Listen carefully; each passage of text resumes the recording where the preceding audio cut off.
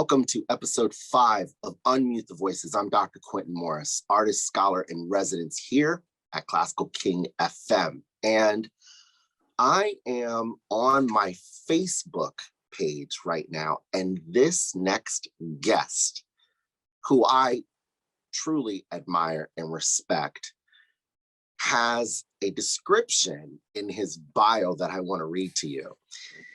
It says, all things classical music and Latino. Musicians, composers, audiences, education, equity, and diversity is what is important to our next guest.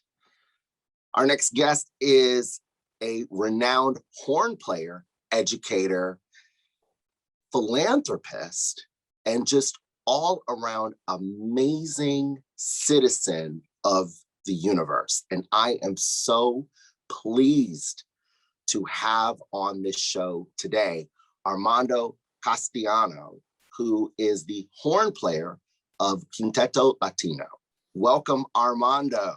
Thank you. All right. Good to see you. Thanks for having me. It's really good to see you too. And thank you so much for being here on the show. So you have a plethora of different innovations within your career that I find to be so incredibly inspiring and frankly amazing. I know a lot of people use that word amazing, but I think you are an amazing man that gives so much to not only the field of classical music, but I think to the Latinx community, as well as just the whole community at large. And I have to first ask you, what inspires you to get up every day and be a man of service?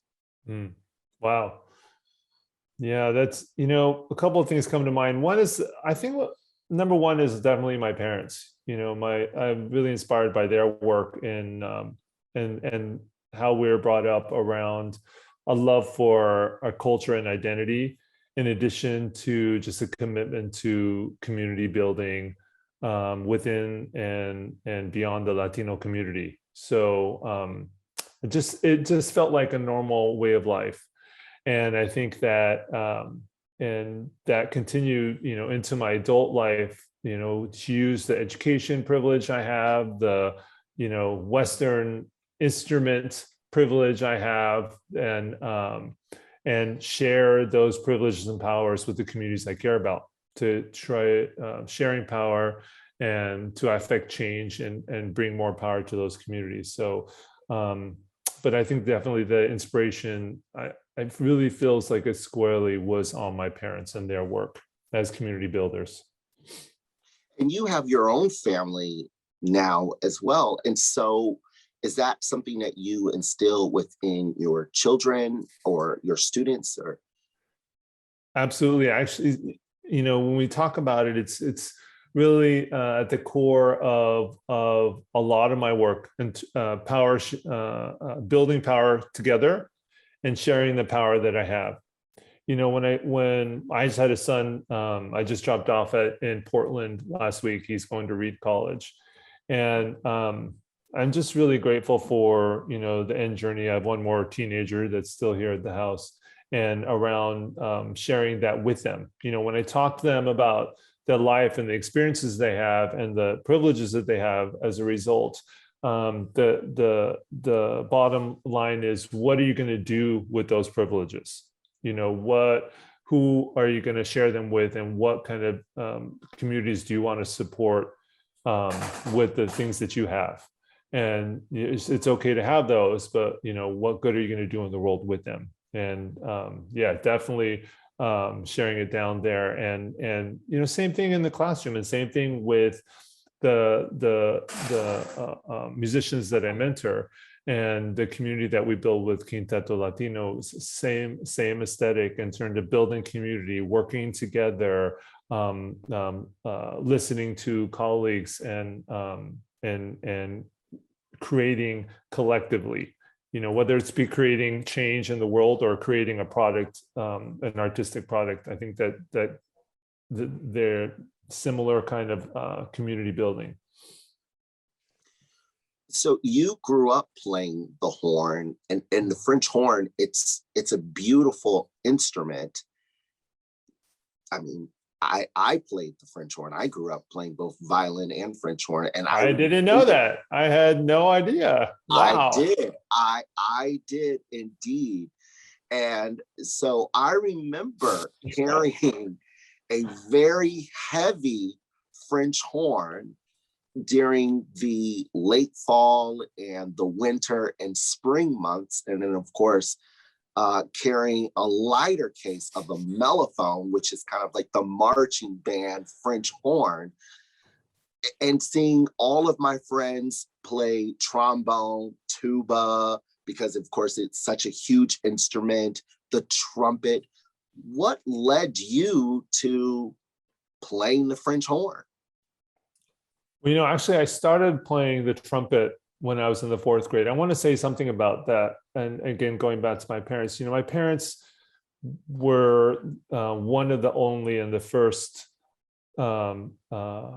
families of color in this neighborhood that they moved us into. Before I was born, we lived there. And they did that very purposely because they know, and it exists today, that, white neighborhoods are better resourced and those schools are better resourced, and they have access to things like music. And they were very purposeful in doing that. And that inspired a lot of other parts of my life and other journeys and difficulties. But one of the things I did have was music in my school. And, they did that on purpose. So we were all to take music, and I had instrumental music starting in the 4th grade. And I was allowed to pick any instrument I wanted. And I chose the flute. And my dad said, "You're not playing the flute." And I said, "Mom said I could play the flute." And my dad said, "You're playing the trumpet." And I said, "But Mom said," and he's like, "You're playing the trumpet." So, and I tell the story because I think he had mariachi dreams for me as a Mexican American, as any good Mexican American father would. So I saw it on the trumpet, which we know is similar to the French horn. And I switched to the French horn in high school. Music absolutely saved me. I was not good at school. I had a lot of social problems in school. I was really good at music from the beginning. One good example, as I say, is like I figured out the circle of fifths just on my own, because I taught myself piano too, starting in about 4th or 5th grade. And then I remember them teaching me it in the middle school. And I'm like, wait a minute, I had figured that out already by myself, and as an example. I just thought about it a lot. It just lived in my head constantly. And as I know, there's a lot of similar experiences with other musicians. But I switched to French horn in high school, and that's when I started playing it. And then I saw my first Black French horn player, someone who wasn't a white male playing French horn in a professional orchestra when I was 17. And that's the day I knew I could do it. Not till I saw him. Did I decide that day, I could do this. And then I knew I could be a classical musician. But I loved music, and I clearly was on that track. But that's kind of the beginning journeys of how it started. There's so much in that I could just totally unpack. But a couple things. One is, can you explain to our viewers very quickly, in a very rudimentary style, what is the circle of fifths, so that we understand exactly? It's Sorry essentially to put you on the spot. It's a circle. There's a lot of ways to think about it, but it's essentially a series. If you think of it as the a circle of fifths, it's notes that once you go through the whole circle of keys, or root notes of those keys, you come back to the note that you started with. So it's a series of key signatures, flats and sharps, that bring you back to the beginning. If you go through all the key signatures and how they relate to each other, how how far, there's a lot of other things to say about it that I discovered on my own, but essentially that's what it is. Yeah. Right. And of course, there are, you said kind of the magic word, which is representation. They represent a series of keys. Yes. And the other thing that you mentioned regarding representation, not from just the musical standpoint, but from the more ethnic kind of racial standpoint, is that you saw someone who looked like you. And that's when you knew that you could do it too. Mhm. And so how important is representation, not just in classical music, but I think in more broad careers or broad activities that might be more white dominant?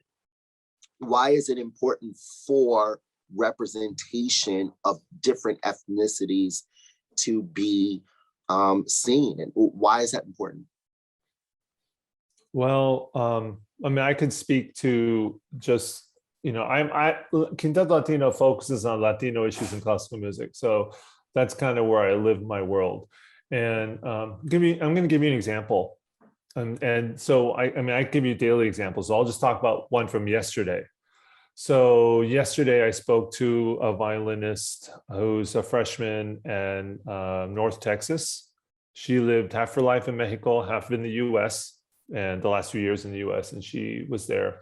And I was asked to speak to her by a violinist friend from Oaxaca, Mexico, who I'd worked with in the past. And he said, can you please talk to her? And so I talked to her.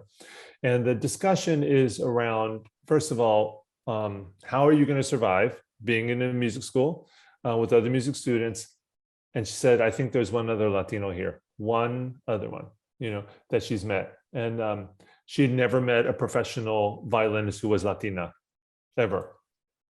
And she also, like so many under-resourced students, many who are Latino, many who are BIPOC, hadn't had a private lesson. I know you deal with this directly, Quentin, right? Had essentially not had a private lesson until she's a freshman in college. Yet she's sitting next to, kids who have been resources and having string lessons since 4 years old, 5 years old. So how do you survive that? It's very important for a person like that to see me and talk to me, and for me to hook them up with other musicians, that are participated with Quintet Latino in my circle, that she can go to and say, like, wow, this is happening to me. What did you do when this happened to you?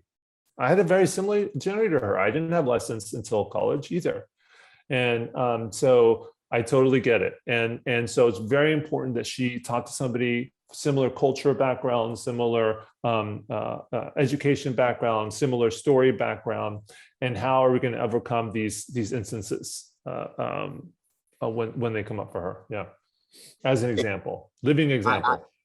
I appreciate you talking about that, and I want to dig just a little bit deeper about the importance of lessons for young students, especially students of color who are being introduced to the instrument. Can you talk about what the barriers are for students who might be interested in, such as the French horn, or you mentioned the flute or the trumpet? Why is it important to take private lessons, and what prevents students, especially of color, from being able to have access to private lessons? I mean, first of all, it's important to have private lessons because the market and the field demands it. You're to play in an orchestra, to play at a professional level, is very you have to take years and decades of commitment and incredible practice and work and time. So it's just that's where we are with the market in the US in terms of classical musicians. So what prevents it? Obviously, time, resources, cultural competency, money. It's a very expensive art form to be a part of. And for all those reasons I just said, getting to the lesson, weekly lesson, why is that important? Why would you need that? Why do you want to be by yourself with someone? Like all those things are a lot of questions. And there's another thing that that is another barrier that I talk a lot about privately with others, other Latino musicians, which is that how classical music is so enamored of kind of the young prodigy, and what a debilitating, inequitable practice that is on musicians who don't have access to wealth access, time access, transportation privilege, when we for the ultimate younger prodigy, when you are catching up years later, and so the classical music actually embeds in them in a culture of you're less because you aren't at this level at this age. So it's like embedded in the culture of our systems.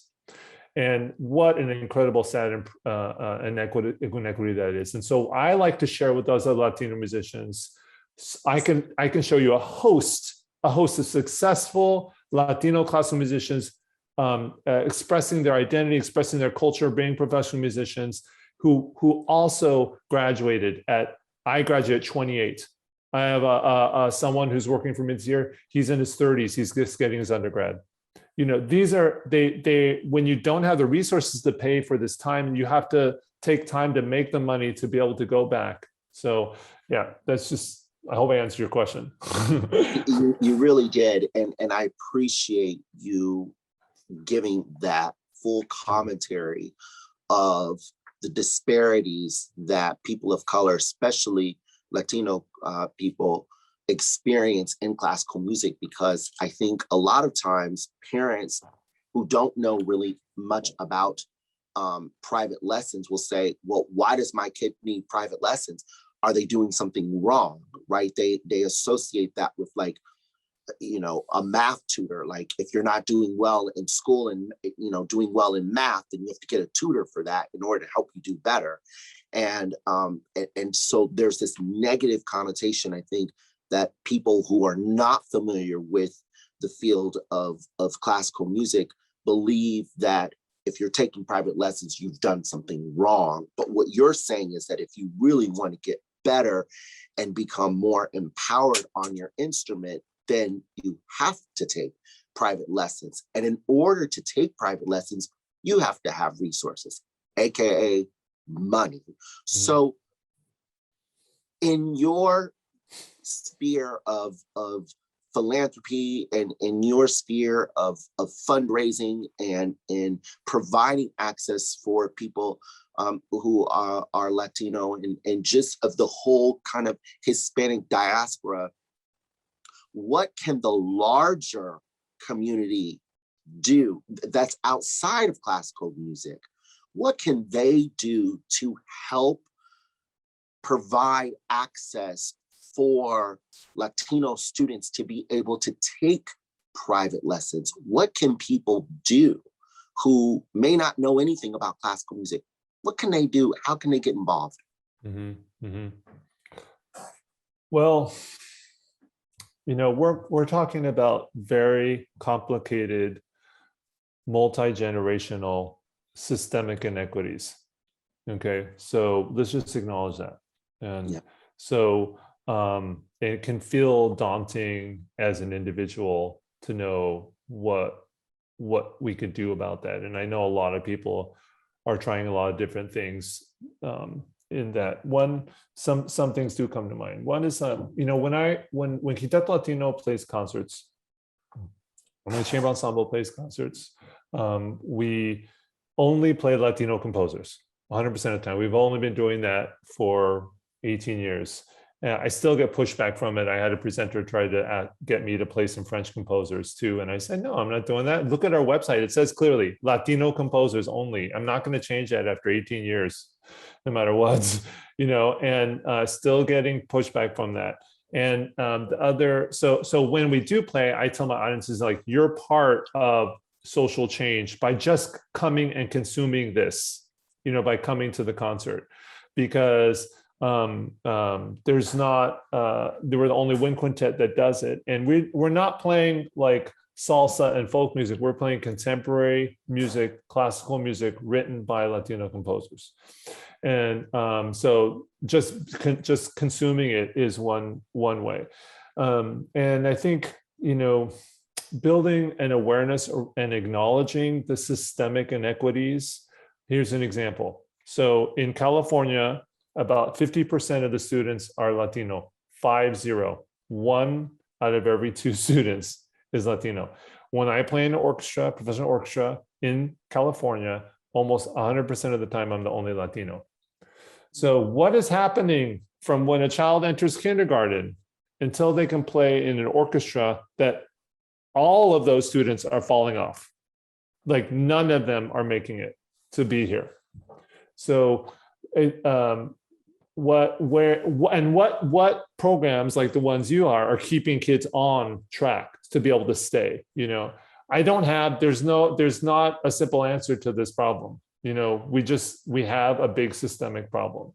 So I've worked at a number of different areas. One is being a teacher in a classroom, sending teaching artists into a classroom, visiting programs that are doing the work to learn and talking about them publicly, and then as you mentioned, I happen to also be part of the philanthropic systems. My dad won the lottery 20 years ago in California and started a family foundation.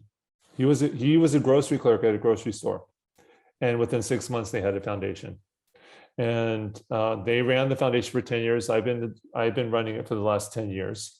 It's a family foundation, so my sisters and I and my niece are the board, and we make decisions about where the funds go, but also allows me to work the systemic issues on the policy side, on the funding side. So I work within philanthropy for us to ask in philanthropy, why does also about 1% of all philanthropic dollars in the US go to Latino nonprofits? 1%. Why is that? Why is that happening?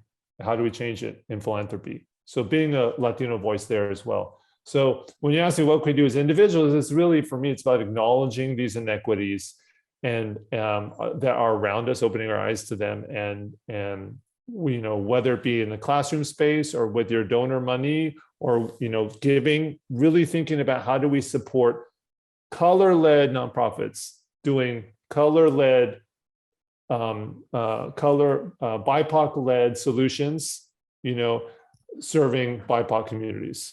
That's hard to do, very hard. I said only 1% goes into Latino-led nonprofits of philanthropic dollars. Yet 50% of our students in California are Latinos. So we have a real disconnect about where the resources are going and whose solutions are they. How do we ask BIPOC leaders for BIPOC solutions for BIPOC communities? My head is completely blown right now, because I just feel like I got a major lesson in what is real social change. And so I have to follow up with this question with how important is it for musicians, and I'm not even just going to say classical musicians, I'm going to say artists and creatives who are in this field to help move these systems forward for people who come from underserved communities. How important is it for artists, creatives, classical musicians to be engaged in this work? Well, I'm going to go back to the example I told my son. My biggest advice to him when he's going to college, and what I've been telling him his whole life: what are you going to do with your privileges? You decide. Okay, you have a choice. It's up to you. I chose, I play this Western classical iconic instrument. I use that privilege everywhere I go. Instant trust. Western classical European instrument. Instant trust with so many communities. How do I use that trust and that privilege to share power and be the voice of communities that are not heard?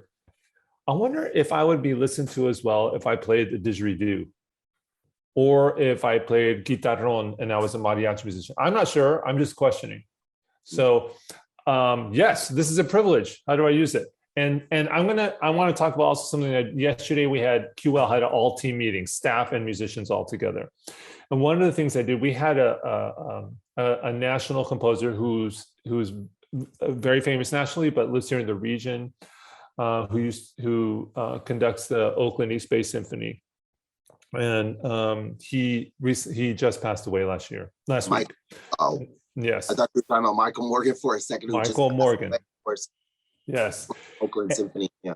and we had a little in the team meeting. I just, we had a little presentation about like him being interviewed and us discussing like our feelings about it. And it's very much the work that we do as well. But what he said is,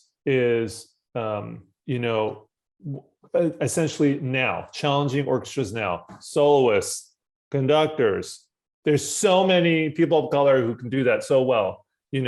How are we? That's a low-hanging fruit. You can just hire them right now. They're there in front of you. And he was saying like, the orchestra systems are very hard to change. It's very hard with the way we have the orchestra set up, who gets hired and who doesn't. That's a bigger lift, but you could do this right now. So we as musicians, acknowledge our privilege, acknowledge our power, our instrument, and do something with it. Again, BIPOC leaders, BIPOC solutions for BIPOC communities. Okay, what happens too often in classical music and so many systems, philanthropy too, is we look to people, the people with the resources look to people who look like them for the solutions. But we really need to look at the BIPOC leaders for BIPOC solutions. I love that response. I really do, because what you're essentially saying is we have the power and we have to enable ourselves and see the value in ourselves in order to be able to share that power and that wealth and continue to open doors for each other so that more people can be transformed and inspired. It's great. Right? Yes. Mm-hmm. Absolutely. That's beautiful. That's beautiful. And I didn't know the story, of course, about your dad winning the lottery. And I think that that's just really beautiful in how your family has collectively decided that we are going to impact real change in a community that has been hugely underserved. And we are going to provide resources and we are going to provide access for more people to learn and be inspired. I think that is just commendable and respectable.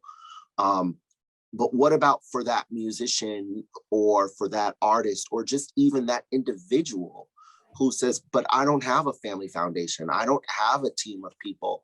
What sort of advice would you give to them on how they can help open the door for underserved communities, more specifically for youth, to have access to private lessons or access to just a higher level of education or mentors? What do you say to those people? Okay. Are you preparing your heart for my answer? Because it's going to be, I think, a heavy lift. Okay. And I'm going to tell you my number one piece of advice to them who want to help and empower other communities is take care of yourself first. Because if my heart and my mind and my spirit and my horn playing are not right on and solid, then I cannot be there for the communities that I care about the most. So my pitch is take care of yourself. So do things for yourself. Make sure you're healthy, that you're eating well, you're sleeping enough, you're practicing enough, you feel whole, and then you'll have the energy and the spirit and to be able to support other communities, whichever communities you care about. Because for me, it happens to be Latino musicians, but for you, it could be anybody, and so that's my biggest advice. Take care of yourself first, and then you'll be able to empower and be there for other communities that you care about. What are you most inspired by? I mean, just hearing from you, I'm inspired, and I feel like I want to make a list of 50 things that I want to now change and do differently here in this world. But I'm curious, I want to get into both your heart and your mind. Yeah. And now, what are you most inspired by, and what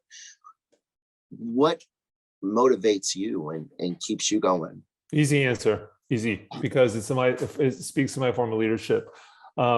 I I and this isn't philanthropy or in classical music. So I don't need to come up with any solutions, honestly. I need to listen to the people on the ground and the community leaders that are there and the musicians that I mentor.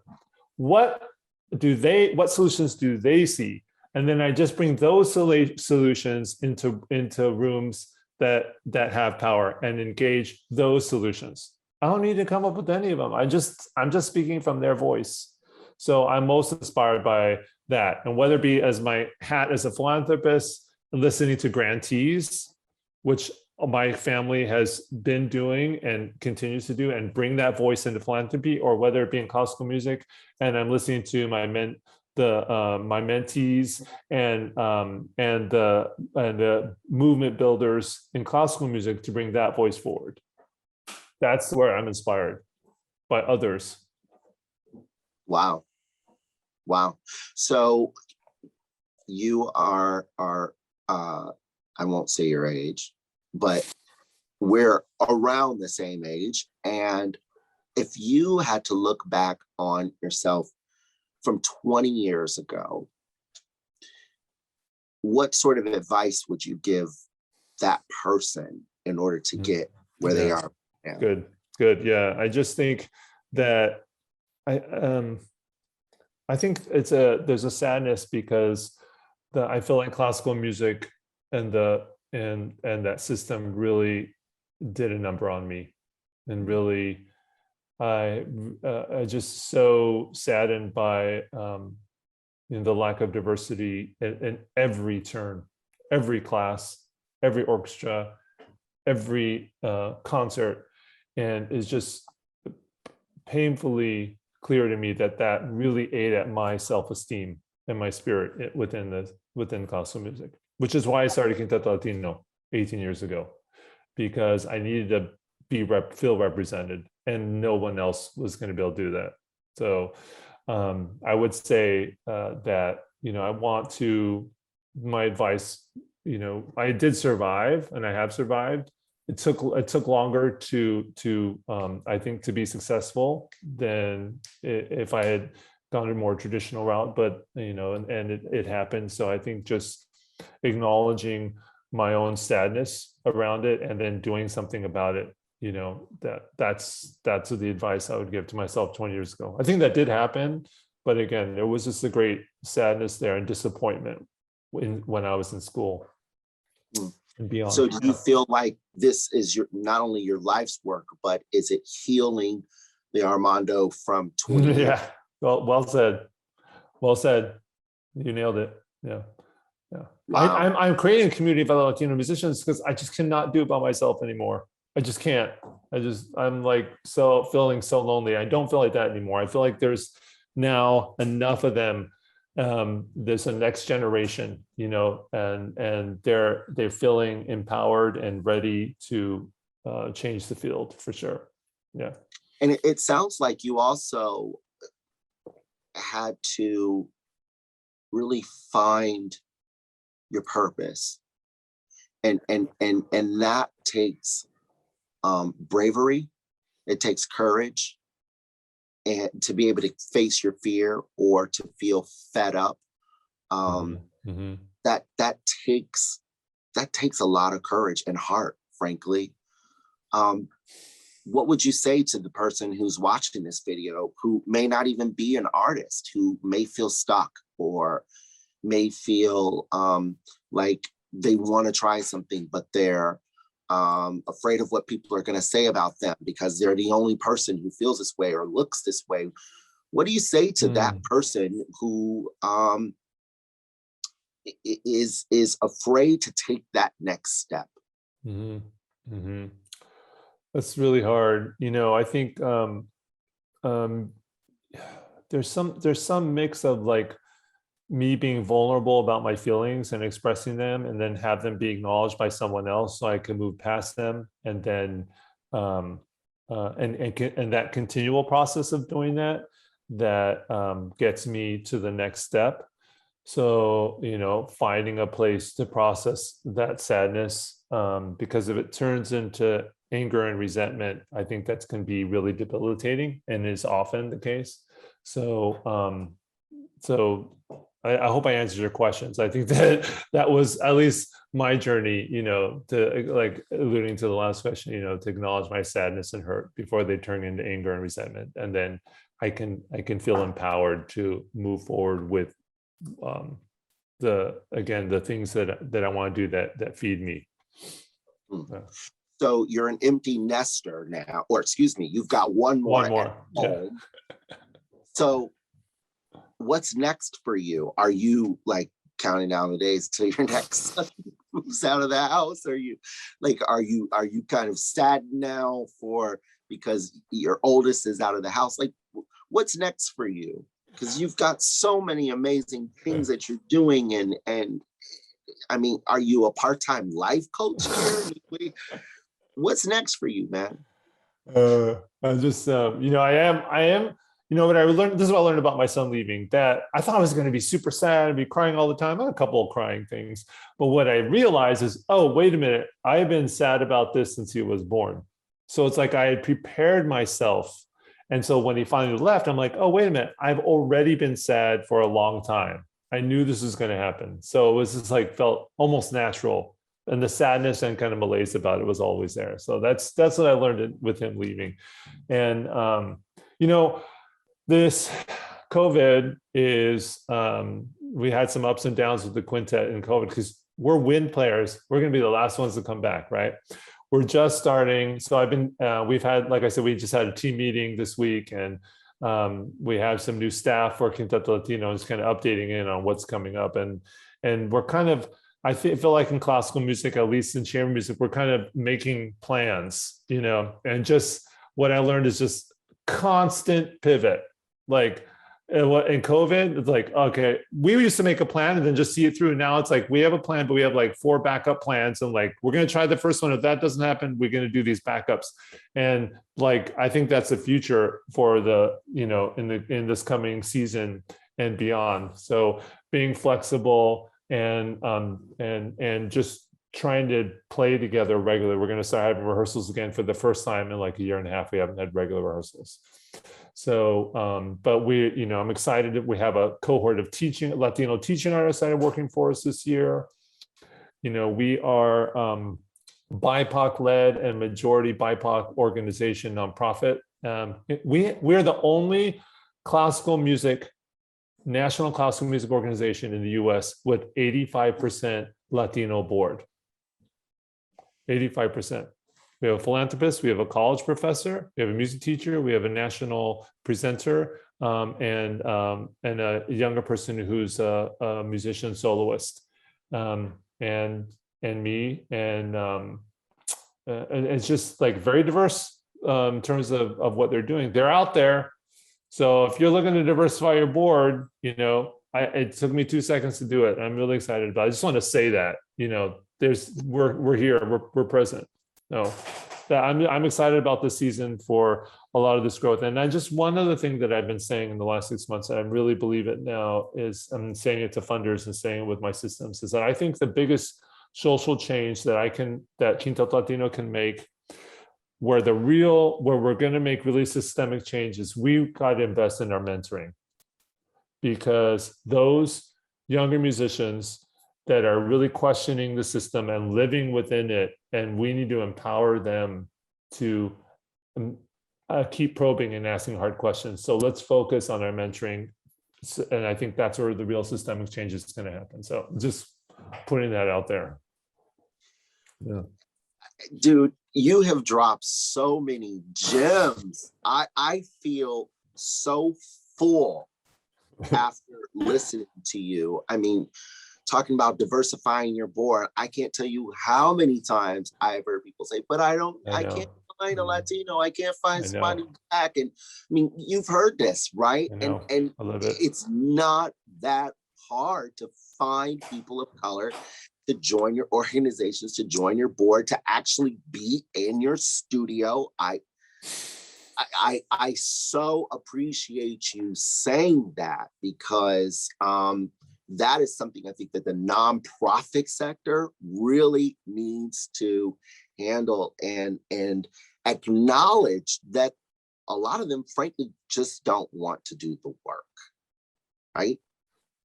They don't want to do the work. They don't want to actually seek out people who are different from them, who might have a difference of opinion, who might be of a different culture or a background than them. And that's the problem, is that it's not really diversity. And so I so appreciate you saying that, because that's what's needed in order for people to continue to be served who come from underrepresented communities. Bravo, bravo, bravo. Thank you. Thank you. So I have one last question for you, and it's more just personal, which is, what sort of things do you like to do in your spare time?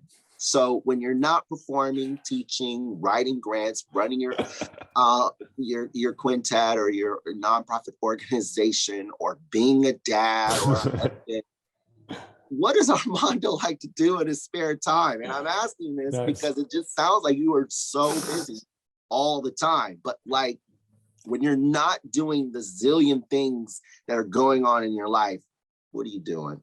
Yeah, good question. And so essentially exercising and eating food that makes me feel good, and spending time with my wife, whatever we like doing together, going for walks or going shopping or whatever. I just love hanging out with her. And the other hobby that I really have enjoyed in the past, I have spent less time with it recently, but just learning other languages. That's definitely something I really like. I like doing just like self-care things, like the whole practices around sharing my feelings and acknowledging them, and there's a lot of whether it be workshops or doing practices with my partner around it are something I really like doing on my spare time. Just taking care of myself, as I said in the beginning. Thank you so much for Welcome. Joining us today. I again just want to emphasize how full and how nourished I feel, not just artistically, but mentally, emotionally, psychologically. Thank you for this incredible gift that you've given to all of our viewers. I feel personally touched because I've known you for some time now, and really gotten to know your work and admire you deeply. And so I appreciate you creating a space of vulnerability and creating a space of real inclusion, where we can all learn and be nurtured. And I'm going to use that word again, nurtured, so that we can all grow through the processes of understanding what equity and inclusion and real advocacy is. So thank you so much. I'm sending you a huge virtual hug, man. Me too. Thanks for your questions. It was great talking to you. I think you just, I really appreciate getting at these core issues. I love talking about them. So thanks. Absolutely. Yeah. Absolutely. Thank you all so much for joining us for this really stimulating conversation with Armando. You can check out all of our content of Unmute the Voices, which highlights and celebrates the artistic excellence of people of color. We appreciate you watching and learning with us today, and we hope that you will tune in next time to another episode of Unmute the Voices. I'm Dr. Quentin Morris, artist, scholar, and residence here at King FM, and we wish you a good day.